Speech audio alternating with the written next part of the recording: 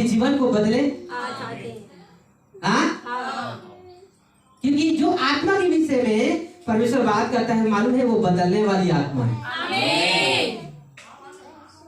क्योंकि उसने मेरे जीवन को बदला। मैं भी एक पापी मनुष्य था मेरे प्रियो, मैं पाप में था, मैं पाप में था, मैं भी बहुत शराब पीता था। आज मैं उस जगह रहा हूं, मगर मैं ही बहुत शराबी था, इतना शराबी था, हालेलुया, बहुत ज्यादा शराबी था और बहुत घृणित जीवन जी रहा था।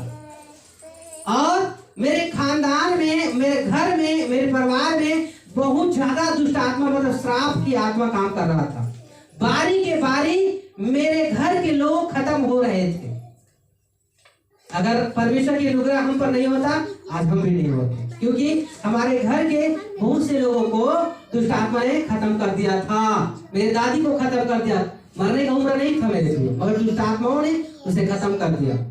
उसके बाद मेरे दादा को खत्म कर दिया, हालेलुया, मेरे दादाजी को खत्म कर दिया। उसके बाद मेरे पिताजी को खत्म कर दिया, मेरे भतीजे को खत्म कर दिया, और सबका नंबर लगा हुआ है, हालेलुया। मगर परमेश्वर की अनुग्रह हम पर हुआ जब हम प्रभु को जाने और प्रभु की आज्ञाओं पर चला, हम उसकी वचनों को जब हम फॉलो करने लगे, तो परमेश्वर ने हमको बहुत आयत से हमें जीवन दिया। मेरे आज हम उस श्राप से आजाद हैं। मालूम है, जिस दुष्ट आत्माओं से हम भागते थे, हम घर में नहीं रहते थे। इस परेशानी से हमेशा हम बाहर में रहते थे, हमेशा बाहर में रहते थे,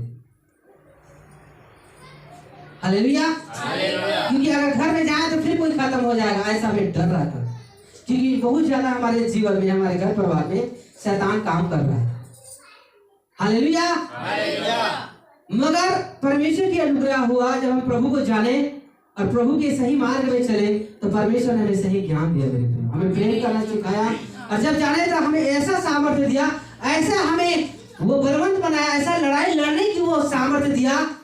हम कमजोर थे, हम दुर्बल थे, मगर परमेश्वर ने दुर्बलताओं में हमारी सहायता मदद किया।